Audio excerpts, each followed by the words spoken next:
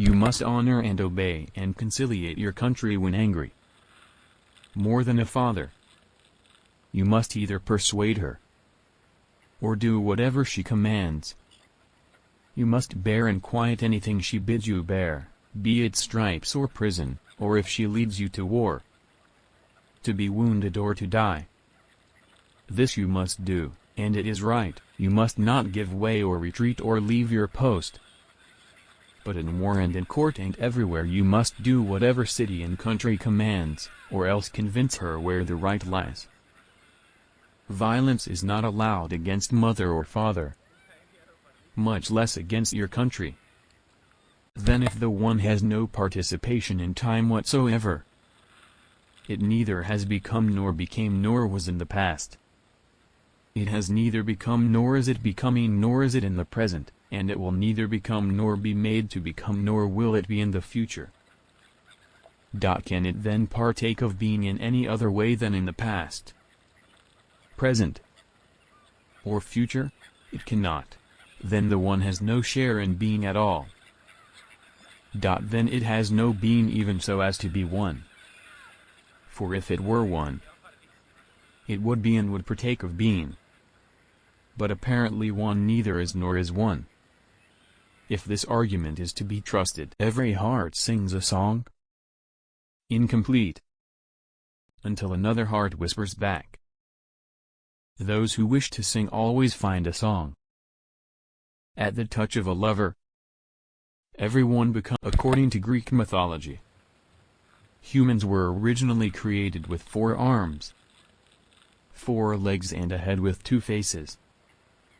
Fearing their power, Zeus split them into 2 separate parts, condemning them to spend their lives in search of their other halves. If men learn this, it will implant forgetfulness in their souls. They will cease to exercise memory because they rely on that which is written, calling things to remembrance no longer from within themselves, but by means of external marks. What you have discovered is a recipe not for memory, but for reminder, and it is no true wisdom that you offer your disciples, but only its semblance.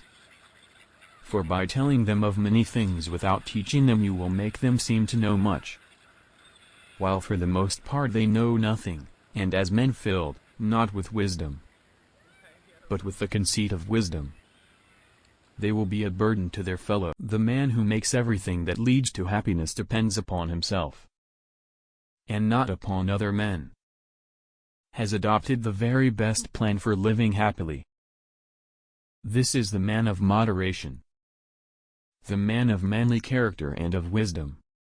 Evil is the vulgar lover who loves the body rather than the soul, inasmuch as he is not even stable, because he loves a thing which is in itself unstable.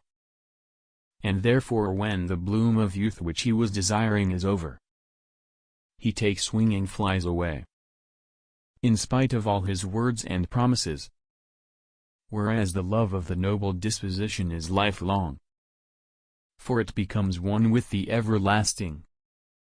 There is also a third kind of madness, which is possession by the Muses, enters into a delicate and virgin soul, and their inspiring frenzy awakens lyric. But he who, not being inspired and having no touch of madness in his soul, comes to the door and thinks he will get into the temple by the help of art, he, I say, and his poetry are not admitted.